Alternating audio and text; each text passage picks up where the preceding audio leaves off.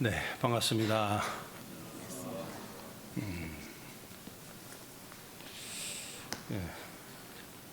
전쟁이 종식되고 우리 사회의 인류의 또 평화가 깃들기를 기원을 먼저 드립니다.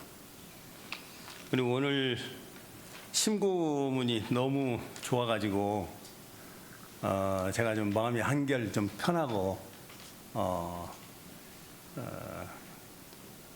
저는 좀 부담 없이 말씀을 드려도 될 것 같아요. 오늘 이 심고 내용이 너무 정성스럽게 그리고 우리 공부도 챙기고 또 여러 크게 준비를 해주셔서 역시 우리 김현주 교수님의 이 사회가 참 오늘 올해 처음 등단이신가요? 이제 그 동안에는 이제 이렇게 관망하시고 하시다가 올해부터 이제 또 새로 지금 오셨는데 너무 편안하게 이렇게 해주셔서 너무 감사를 드리고요.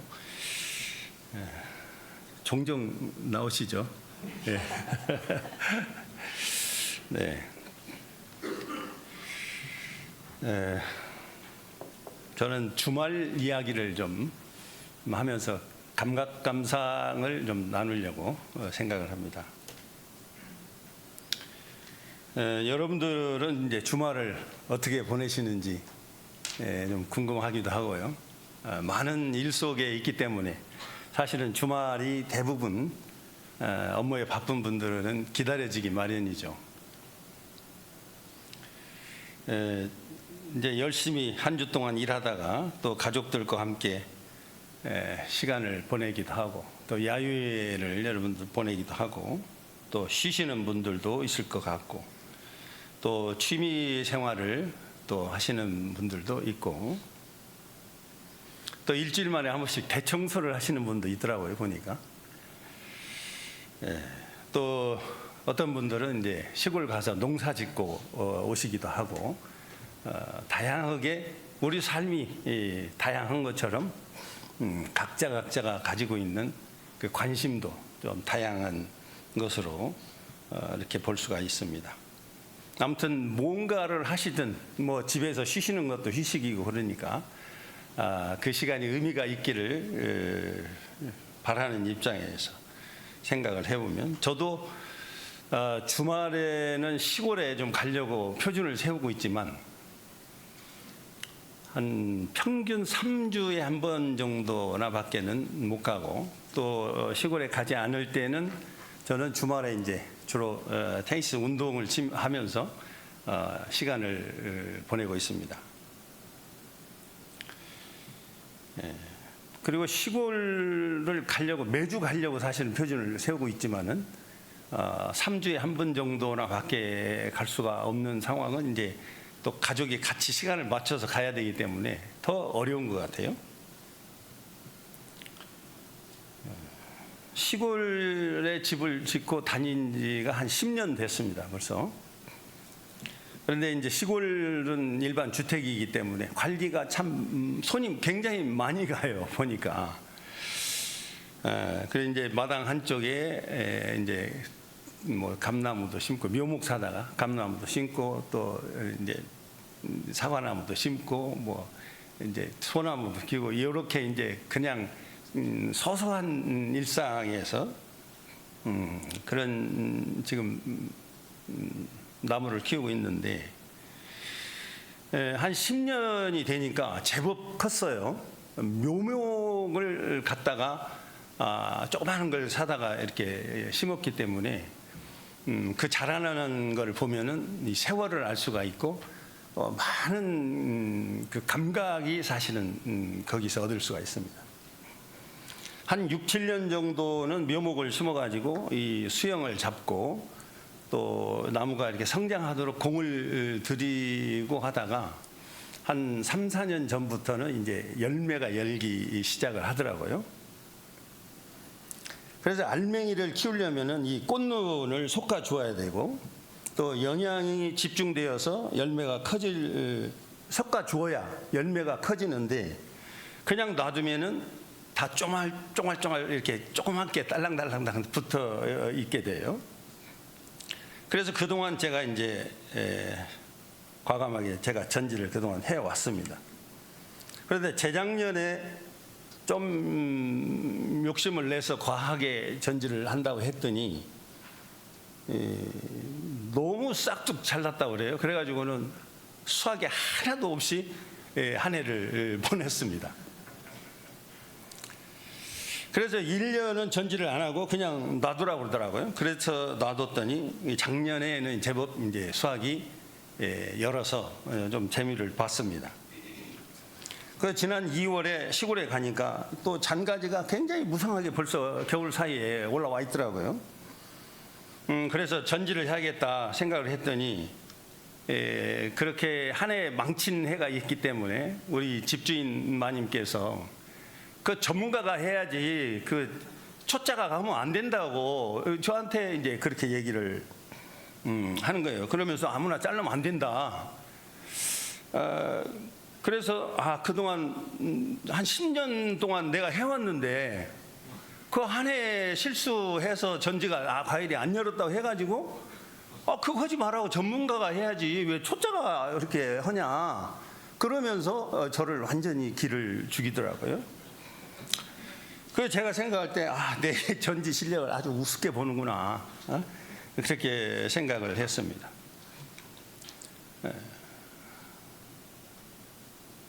물론 이제 그 수확을 못한 해가 있기는 하지만 우리가 그 생업에 필요한 농사도 아니에요. 사실은 그냥 있는 거 키우는 거고 그냥 재미로 심은 거 아니에요. 사실상.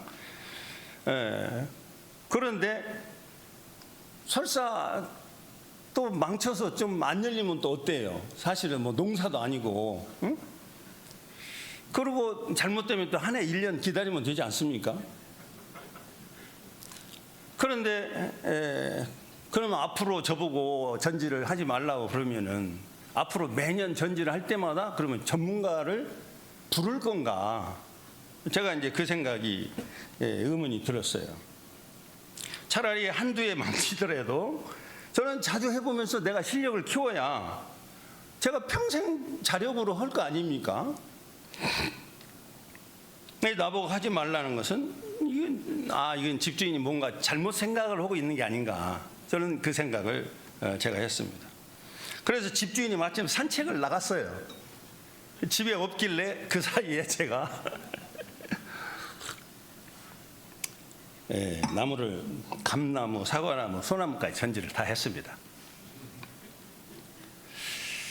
매년 유튜브를 보면서 그 수영 잡고 그 기초부터 계속 유튜브에 굉장히 많이 내용이 나와 있어요. 전지하는 법.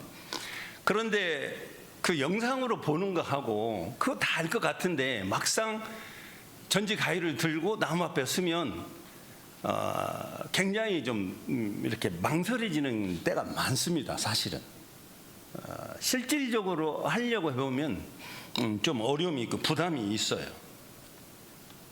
그렇지만 저는 그동안에 제가 이제 10년간 해왔지 않습니까?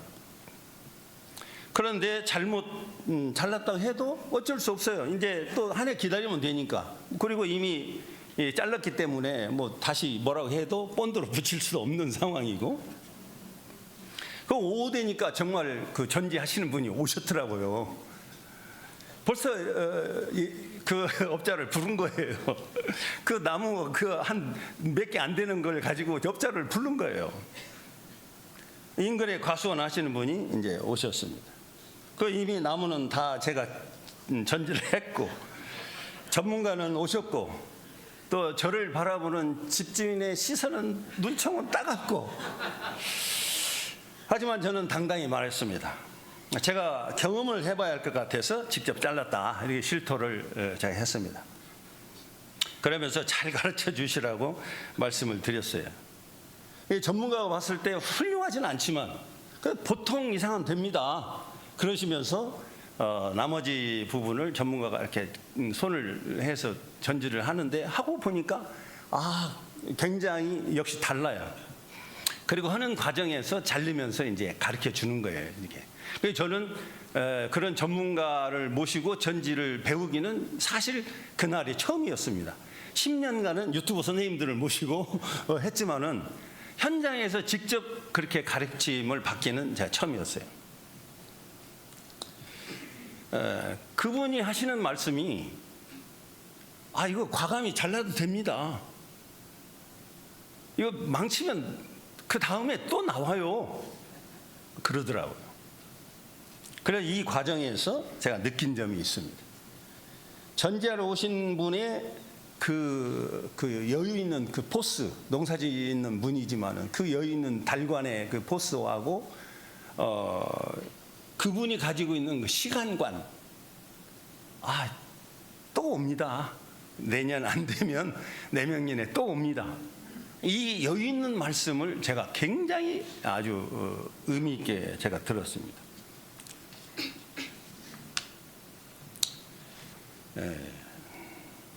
저는 그분의 그 말씀이 엄청난 이 진리 소식과 같은 그런 말씀을 들렸어요.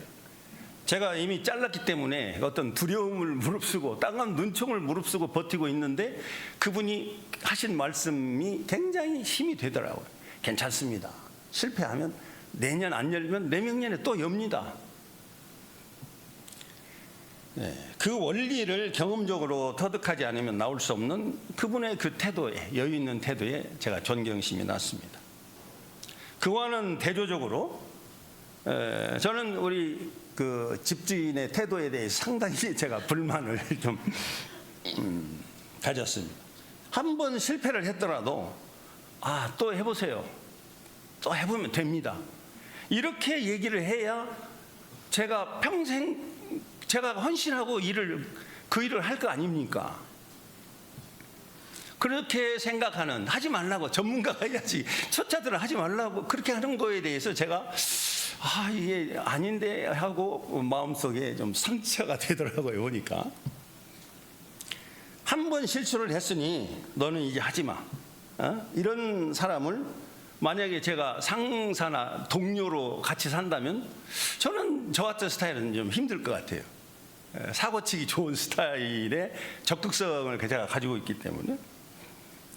그래서 저는 이제 그런 그 스타일의 이 팀을 한 30년 넘게 호흡을 맞춰왔지 않습니까?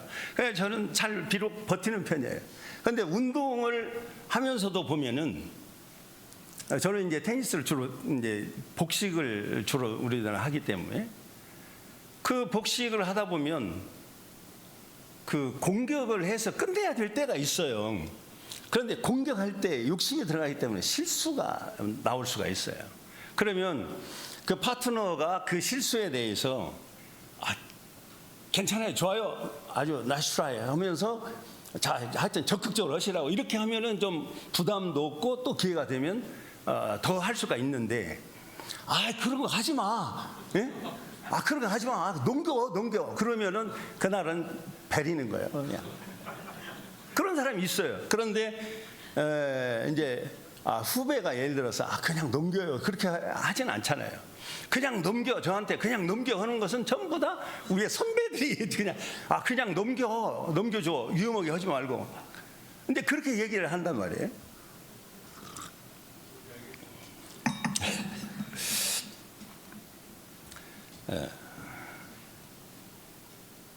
이 실패와 도전 자체가 용납되지 않는 것일수록 더 큰 위험이 도사리고 있다는 것을 알게 됩니다. 그리고 전지를 하다 보면은 전지뿐만 아니라 자연 속에서 발견할 수 있는 크고 작은 깨달음이 굉장히 많이 있어요. 이런 깨달음을 대종사님께서 감각감상으로 나누도록 그렇게 지혜를 밝히도록 그렇게 해주신 거예요. 공부법이. 불필요한 가지를 잘라내는 이 전지 작업은 겉으로는 나무에 상처를 주는 것 같지만은 결국은 나무를 더 건강하게 살리고 풍성한 열매를 맺게 하는 과정입니다. 전지를 하는 데 있어서 필수적인 3가지 요소가 있다고 합니다. 전지를 하시는 분마다 다 공통적으로 그 하시는 말씀이 하나는 빛, 하나는 바람, 하나는 공간, 내부 공간을 만들어야 되는. 그래서 전지하는데 3가지 필수 요소를 꼭 얘기를 하시더라고요. 첫 번째는 빛입니다. 이 햇빛이 이 광합성을 통해서 생명을 유지하는 데 에너지원이자 그 햇빛 따라서 방향이 이렇게 결정이 되잖아요. 영향을 미치기 때문에 이 나무는 이 가지 사이로 빛이 잘 들어야 된다. 빛을 잘 들게 해주는 게 이 가지치기다 그럽니다. 전지를 하는 첫 번째 이유가 그렇다는 거예요. 골고루 빛이 들어가도록 해야 된다. 그 빛은 삶의 목적이나 서원, 어떤 진리의 말씀과 같은 것이라고 생각이 됐어요. 빛은 어둠과 절망 속에서 길을 잃었을 때 우리 영혼을 따뜻하게 비추어서 다시 일어서게 하는 구원의 손길과 같은 것이다. 그런 것입니다. 우리 내면의 가장 깊고 어두운 상처까지 진리의 빛이 비치도록 우리 마음의 문을 열어야 영성의 그 결실을 맺을 수가 있는 것입니다.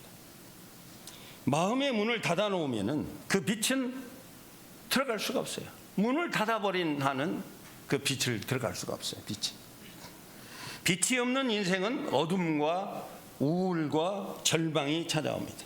그래서 우리는 언제나 항상 마음의 문을 활짝 열고 살아야 되고 열고 상대를 만나야 된다 하는 것입니다.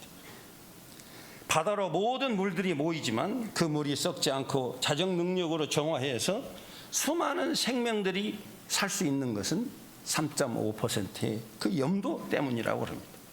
우리 공부인들에게 그 빛과 그 염도는 바로 우리의 서원과 같은 것입니다. 서원이 밝게 빛나야 우리의 삶이 썩지 않습니다. 그리고 두 번째 요소는 바람입니다. 나무 사이로 바람이 통하지 않으면 습기가 차고 병충해가 생겨서 속부터 썩습니다. 바람은 보이지 않지만 생명을 순환시키는 굉장히 결정적인 역할을 합니다. 바람이 굉장히 중요한 역할을 하더라고요. 우리의 삶도 타인과 세상과의 건강한 소통이 매우 중요합니다. 자기만의 고집, 아집, 편견에 갇혀서 외부의 바람을 거부한 사람은 대부분 마음의 병을 가지고 있습니다. 바람이 들어와 묵은 잎을 떨어뜨리듯 내 안에 낡은 생각과 이기심을 날려보내는 이 비움과 유연함이 삶을 부패하지 않게 만든다는 것입니다. 우리 공부인들에게는 영혼의 생명력을 불어넣는 신성과 같은 것이 바로 바람입니다. 때로는 이 바람이 고난이나 시련처럼 거세게 불어와서 우리를 흔들기도 하지만은 그 흔들림을 통해서 우리의 영혼의 뿌리는 더욱 깊어지고 불필요한 욕망의 잔가지는 꺾여지는 것입니다. 바람을 통한다는 것은 기도를 통해서 또 진리와 호흡하고 정화하는 그런 과정입니다. 우리 삶에 이 바람이 소통될 수 있도록 마음의 문을 열고 내가 여유 있는 사람이 되는 그런 과정들이 우리 삶에서 표는 안 나지만 굉장히 중요한 요소들이라고 생각이 돼요. 세 번째 요소는 공간입니다. 나무 가지들이 너무 빽빽하면은 서로 양분과 햇볕을 빼앗기 위해서 서로 안에서 다툰다고 그래요. 서로 신경을 많이 킨다고 그래요. 숲도 아름다운 숲이 되려면은 나무와 나무 사이에 적당한 또 거리가 필요합니다. 우리 사람들도 마찬가지라고 그래요. 미국의 인류학자 에드워드 T. 홀은 이 사람 간의 적정 거리를 네 가지로 분류해서 현실적인 기준을 제시한 바 있습니다. 첫 번째 이제 가족이나 연인처럼 신체 접촉이 자연스럽고 또 서로의 숨소리까지 들릴 만큼의 가까운 거리는 45cm 정도라고 해요. 그러니까 이 정도 안에 있어서 서로 편안한 관계는 보통 관계는 아닙니다. 이 정도 안에 한 50cm 안에 이 안에 있는 관계는 이 친구 이상의 거리예요. 무슨 뜻인지 아시겠죠? 가족이나 연인 정도는 이렇게 이 안에 있어서 편안한 관계. 그리고 친구나 친숙한 지인들과 대화를 나누는 일상적인 거리는 한 120cm 정도. 그 정도가 아주 적당한 거리라고 합니다.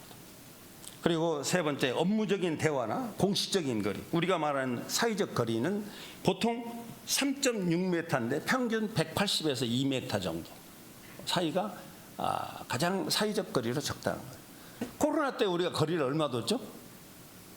2m 뒀잖아요. 2m.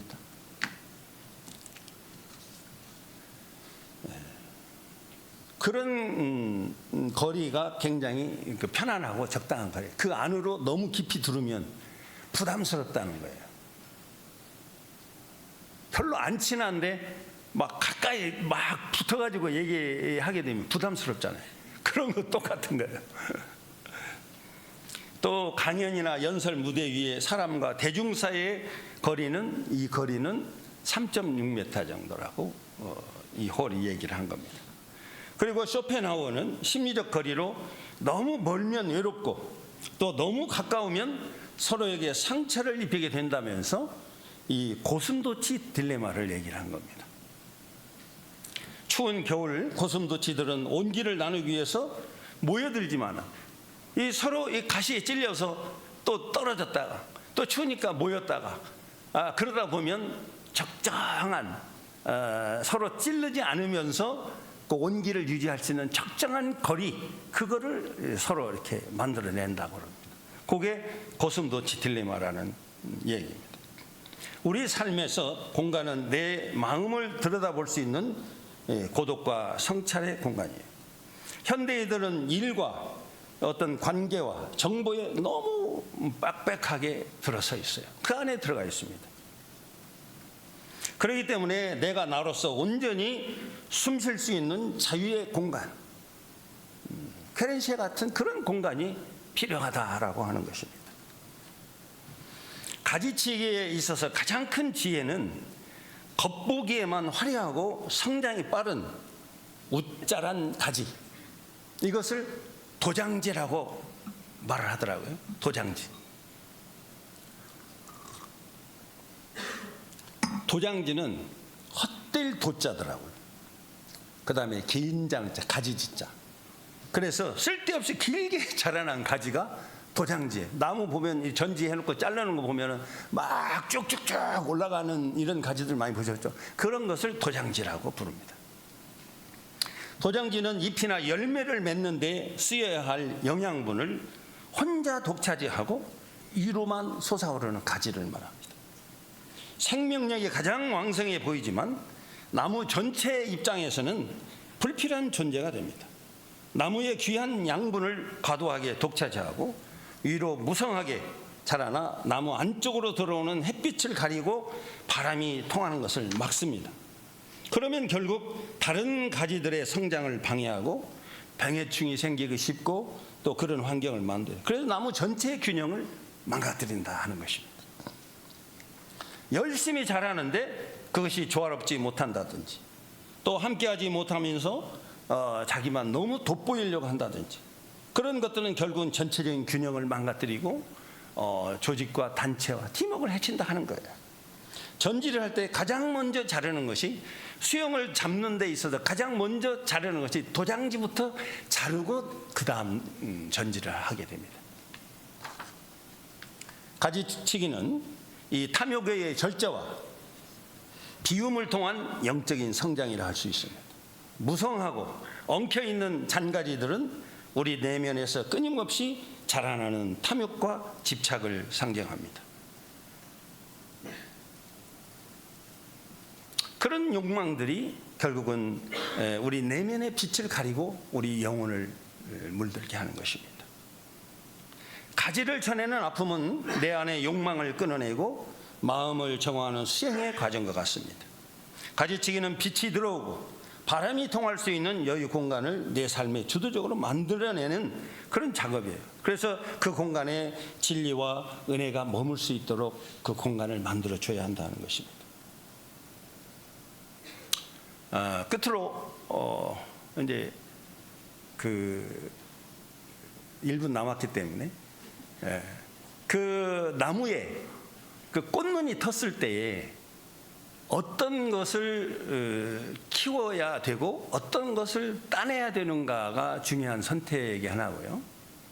그 다음에 지금 수확을 지금 열심히 하고 있지만 그 나무가 저 같은 경우는 이제 심어서 이제 성장기에 있는 나무지만 그 주변의 과수원들은 나무가 오래됐어요. 지금 수확을 많이 하지만 이 나무를 계속 갈 건가 그 고민을 하고 있어요. 그렇다 보면 한쪽에서는 묘목을 벌써 준비를 하고 있습니다. 묘목을. 그리고 새로운 묘목을 같은 품종을 수종을 할 건지 다른 품종을 할 건지 그 고민을 하는 거예요. 그래서 미래에 이 가지는 키우고 지금 잘 나가고 있지만 요거는 정리를 해야 되는 고민을 하고 있고, 이런 것들이 가지치기 자체가 우리 개인의 삶에서 또는 뭐 어떤 조직이든 어떤 단체든 간에 이 가지치기는 뭐 변화라든지 혁신이라는 이런 이름으로 또 쇄신이나 이런 이름으로 수없이 우리 삶의 그 이치를 보여주고 있다 하는 것입니다. 그래서 이 감각감상 전지 이 나무 이 가지치기를 해보면서 저는 이제 공부의 저의 입장으로 돌아봤지만 조직의 입장에서 또 개인의 입장에서도 내가 지금 새 꽃눈을 키워야 될 부분이 뭐고 또 잘라야 되는 것들이 어떤 것들인가를 돌아볼 수 있는 계기가 이 자연 속에 너무나 많이 있다 하는 것을 느끼면서 이상으로 말씀 마치겠습니다.